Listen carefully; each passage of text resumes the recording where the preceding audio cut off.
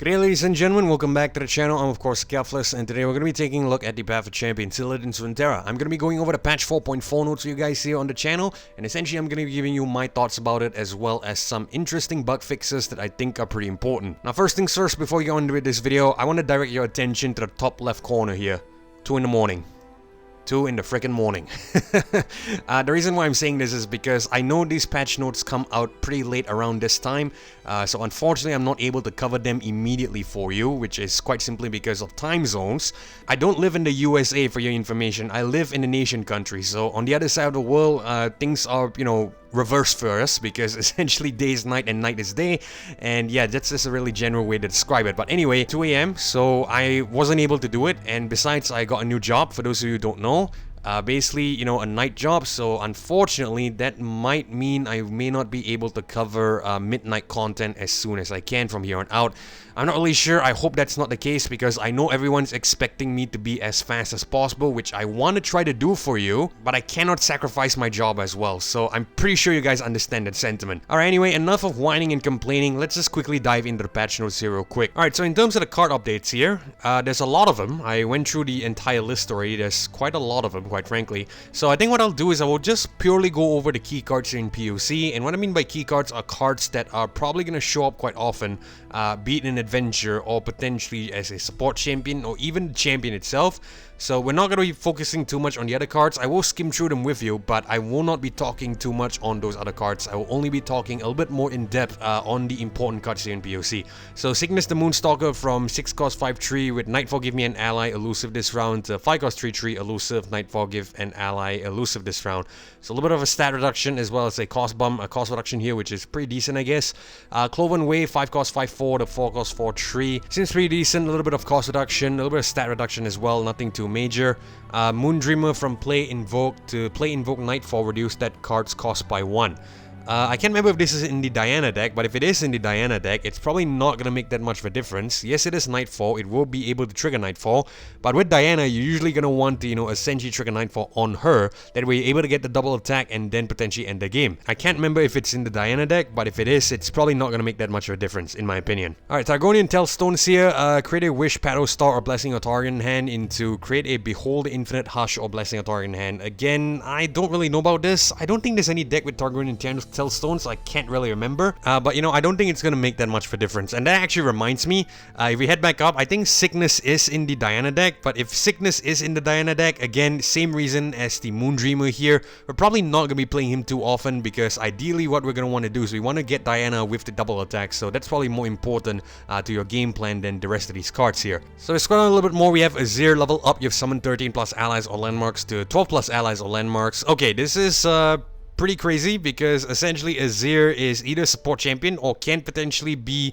the mini boss in the Victor battle. So that level up condition reduction is gonna be pretty insane, because that would mean he's able to level up a little easier, which could be good but also could be bad at the same time. But yeah, we'll have to see. I don't think it'll be too bad into the Victor battle, the Azir Victor battle, so I don't know. Again, we'll just have to take a look. If we head down a little bit more, we have Nexus here going from 2/2 to 3/3, and his level 2 goes from 3/3 to 3/4.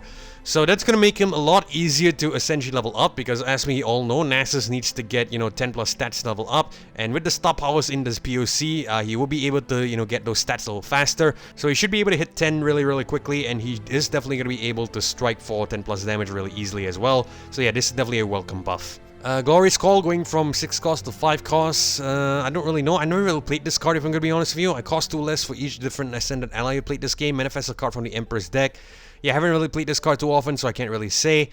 Soul Harvester, kill a follower at 3 or less power, or spend 4 mana to kill a champion at 3 or less power to, or spend 3, what the hell is this saying? Give me 1 second, it's a little bit confusing here. Kill a follower at 3 or less power, or spend 4 mana to kill a champion at 3 or less power.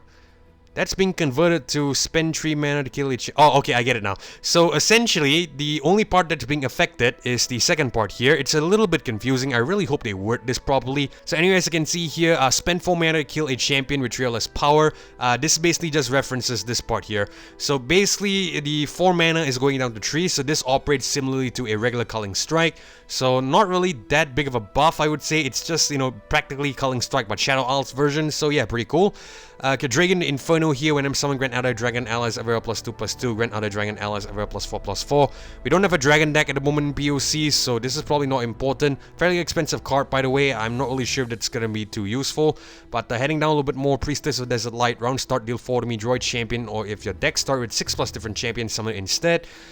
This time we will get a Droid Champion as well, but we get a +2/+2 instead. And then you also get the 6+ different champions being summoned. Alright, so basically the +2/+2 stat buff here seems pretty cool. Again, haven't really played this card, haven't really found a reason to pick up this card, so I can't really speak for certain. We head down a little bit more, we have Mirror Image. Okay, so this is probably really important for LeBlanc decks. So we have the summon an exact ephemeral copy of an ally with 5+ power. To summon an exact ephemeral copy. So looks like we will no longer be tapped to summoning an ally with 5+ power. That means we can't summon any ephemeral copy of an ally. So that's pretty decent. That could be really helpful, especially in blocking turns. We can use this to essentially strike, so that's pretty nice.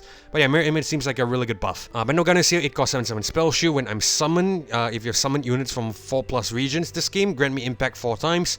To 10 cost, 5/5 Spell Shield. I cost 1 less for each multi-region ally I've summoned this game. When I'm summoned, grant me impact 3 times instead. Alright, so again, never really used this card. 8 cost was, you know, kind of expensive to begin with. 10 cost is now even worse, so I'm probably gonna, you know, steer well clear of it. So I don't think it's gonna affect me too much. I think we're just gonna ignore it. Advanced Intel 1 cost to 2 cost, now also draws 1. I believe they should work with Caitlyn, so I guess the draw could be good.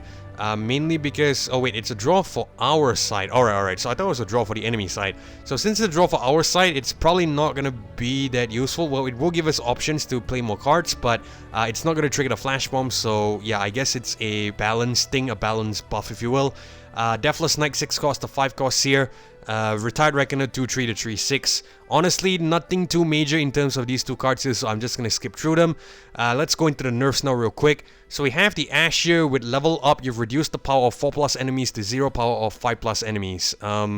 Okay, so basically it means that the Frostbite, the level up, is no longer on 4+ enemies to 0. Now we have to get 5+ enemies to 0 instead. So I guess this is actually pretty good of a nerf, I feel, because, you know, the Ash is pretty insane. If you've played in POC and you've taken on the Ash in the Aurelion Soul Path, you'll know the Frostbites can go pretty crazy out of hand.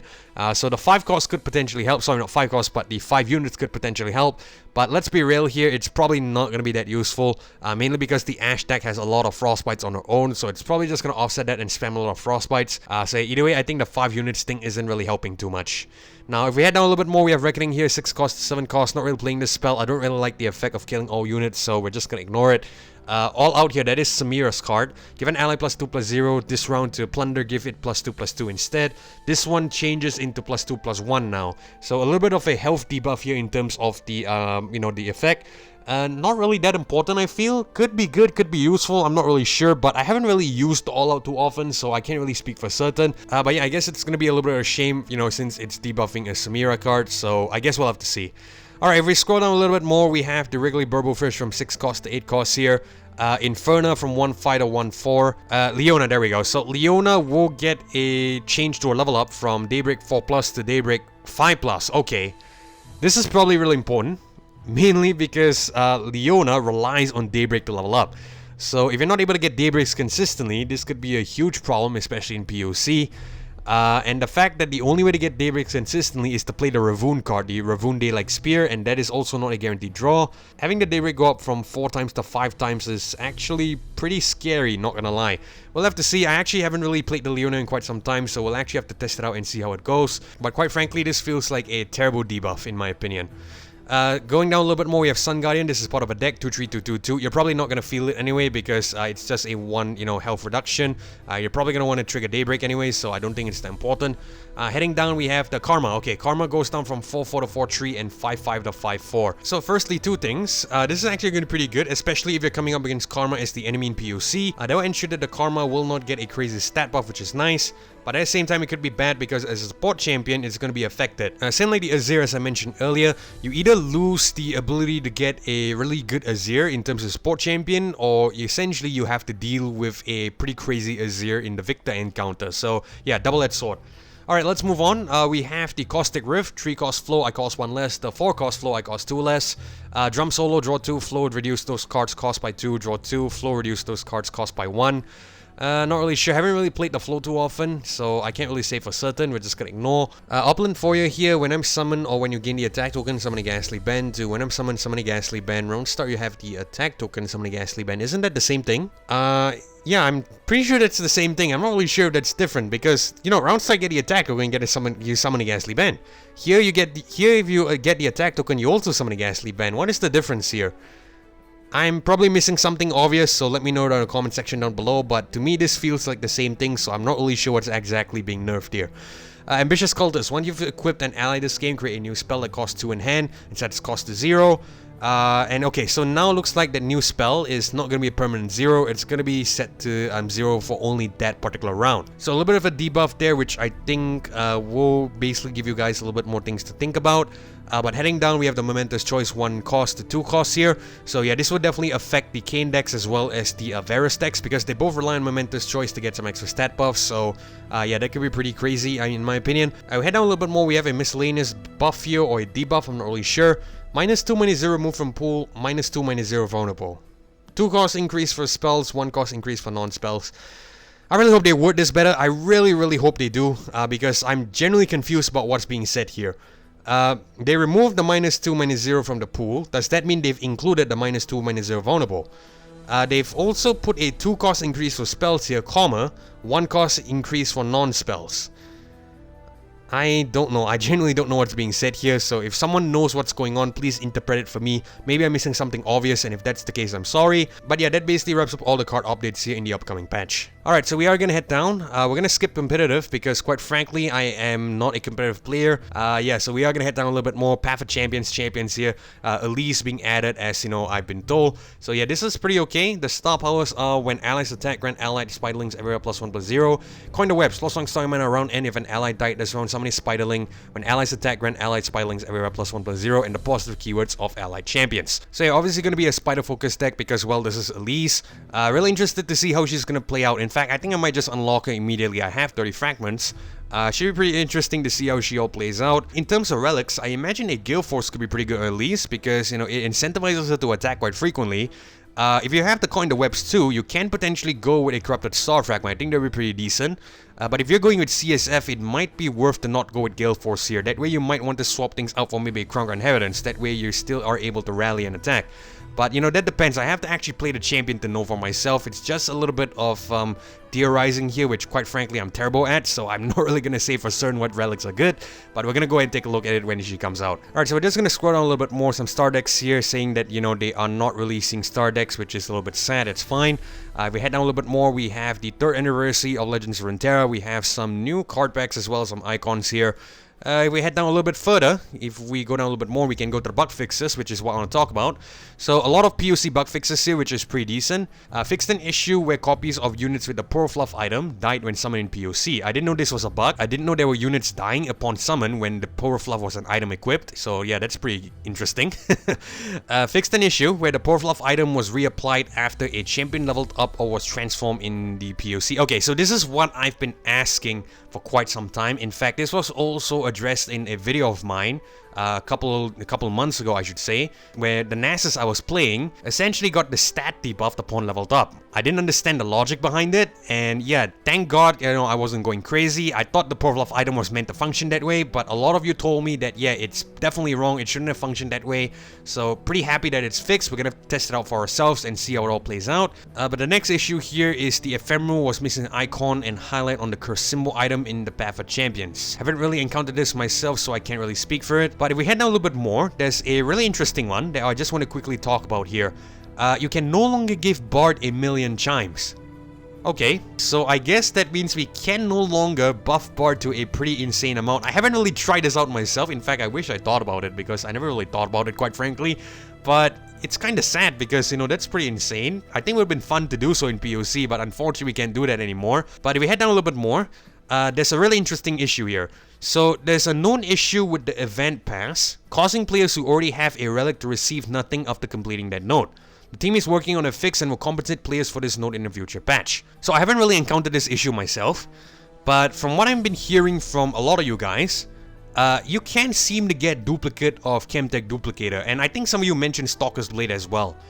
Now, I haven't really encountered this issue like I said, because quite frankly, I've never really taken note, honestly. I have to probably check in my account later. But yeah, I didn't know this was a bug. But if it is, it's good that they're fixing it, because this shouldn't happen. And looks like they will compensate players for this node in a future patch. Now, there's no news on the official compensation method. I hope they're gonna give the same relic. But personally, this is Riot, they're probably not gonna do so. So I think what they're gonna do is they're probably just gonna give you some fragments or something. But you know, I hope I'm wrong, because I don't want to be correct here. I would really hope that they would compensate players for the exact relic that they're missing. But I'm just trying to be realistic here. They're probably just gonna give you some extra fragments or something. So I'm not gonna put all my eggs into one basket or put all that hope into one particular avenue. My guess is they're just gonna give you some extra fragments. That's about it. So I'm still a bit disappointed, because we discussed yesterday about POC's #1 problem, the relic acquisition system. Nothing addressed here in this patch notes, probably too soon. I'm just gonna hope that they're able to talk about it in the next one, probably 4.5 in, you know, towards the end of next month or something. So that's my hope. But all in all, I can't really say I'm disappointed by this patch. I can't really say I'm excited about it either. I'll talk about that a little bit more in the next video. So yeah, definitely stay tuned for that. But for now, we are gonna end things here. So if you guys enjoyed this short little video where I discussed the patch note with you guys, consider leaving a like as well as subscribing to the channel for more Legends of Runeterra and Path of Champions content just like this one. Either way, thank you guys so much for watching as well as joining me. This is FLUFT signing off. Hopefully I'll catch you guys in the next video. Goodbye.